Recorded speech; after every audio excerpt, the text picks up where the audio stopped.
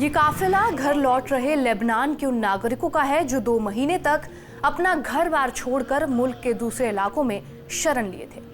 इन्हें इस बात का भी खौफ नहीं है कि इजरायली फोर्स उनके मुल्क में मौजूद है।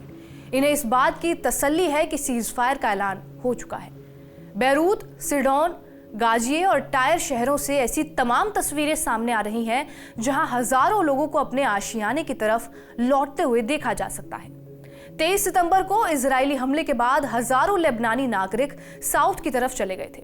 वजह थी वहां इजराइल के हमले कम थे, लेकिन 2 महीने बाद इजराइल ने सीज फायर का ऐलान किया है, तो अब ये लोग अपने शहर, अपने घर की ओर लौट रहे हैं। कार और बाइक सवार लोग लेबनानी झंडा और हसन नसरल्ला की तस्वीरें थामे हुए हैं। हसन नसरल्ला वही है जिसे इजराइल ने एक हवाई हमले में मार गिराया था। न्यूज एजेंसी एएफपी की रिपोर्ट के मुताबिक 27 नवंबर की सुबह से ही बैरूत की सड़कें कार और बाइक से पटी हुई हैं। हालांकि लेबनान की सेना ने लोगों को चेतावनी दी है कि वो इजरायली सेना के वापस हटने तक घर न लौटे। सेना ने उन इलाके में भी लोगों को जाने से रोका है जहां अभी भी इजरायली सैनिक मौजूद हैं। इससे पहले इजरायली सेना ने भी लेबनानी नागरिकों की सुरक्षा के मद्देनजर घर न लौटने की सलाह उन्हें दी थी, लेकिन दोनों देशों की सेनाओं की अपील को दरकिनार करते हुए लोग अपने अपने घरों की तरफ लौट रहे हैं। इजराइल की वॉर कैबिनेट ने लेबनान में इजराइल और हिजबुल्ला के बीच 60 दिन के लिए सीज फायर डील को मंजूरी दी है।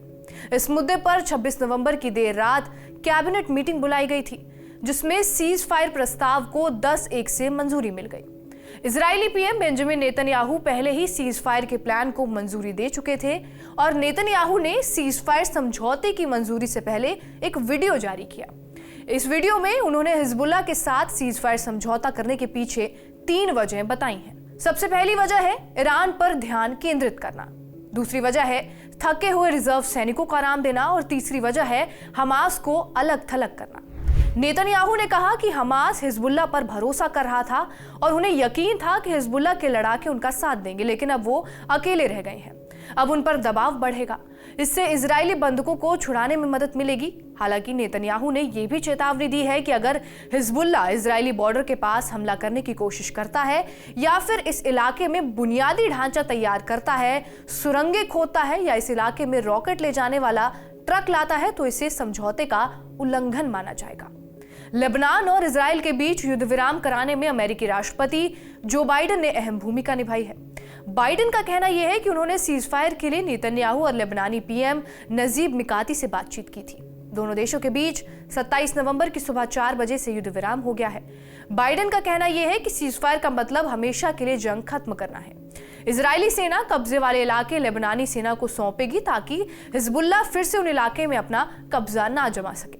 60 दिनों के अंदर यह प्रक्रिया पूरी कर ली जाएगी, लेकिन इस दौरान समझौते का उल्लंघन होता है तो अंतर्राष्ट्रीय कानून के मुताबिक इजराइल के पास आत्मरक्षा का अधिकार है। ऐसी सूरत में वो फिर से हिजबुल्ला पर हमला कर सकता है। इजराइल के national security minister Itamar Ben Gvir ने नेतन्याहू के सीज फायर के फैसले को गलत कदम बताया। ग्विर का कहना है कि इजराइल हिजबुल्ला को जड़ से खत्म करने का मौका गंवा रहा है। यह ऐतिहासिक गलती है। आपको बता दें कि बेन ग्विर लंबे समय से सीज फायर का विरोध करते आ रहे हैं। ग्विर के अलावा इजरायली वॉर कैबिनेट का हिस्सा रहे बेनी गैंट्स ने भी नेतन्याहू के फैसले को गलत बताया है। साथ ही उन्होंने सीज फायर से जुड़ी तमाम जानकारियां लोगों के सामने रखने को कहा है। लेबनान में सीज फायर लागू होने के बाद हमास की तरफ से भी प्रतिक्रिया सामने आई है। न्यूज एजेंसी एएफपी की रिपोर्ट के मुताबिक ही हमास के एक बड़े अधिकारी ने कहा कि वो भी गाजा में सीज फायर के लिए तैयार हैं। मध्यस्थता के लिए उन्होंने मिस्र, तुर्की और कतर से भी बातचीत की है। हमास कैदियों की अदला बदली के लिए भी वो तैयार हैं। हालांकि इस अधिकारी का यह भी कहना है कि इजराइल चाहता तो पहले ही सीज फायर हो सकता था। बहरहाल हमारी इस रिपोर्ट पर आपकी क्या राय है, हमें कमेंट के जरिए जरूर बताएं। बाकी देश और दुनिया की तमाम खबरों से अपडेटेड रहने के लिए सब्सक्राइब करिए TV9 डिजिटल।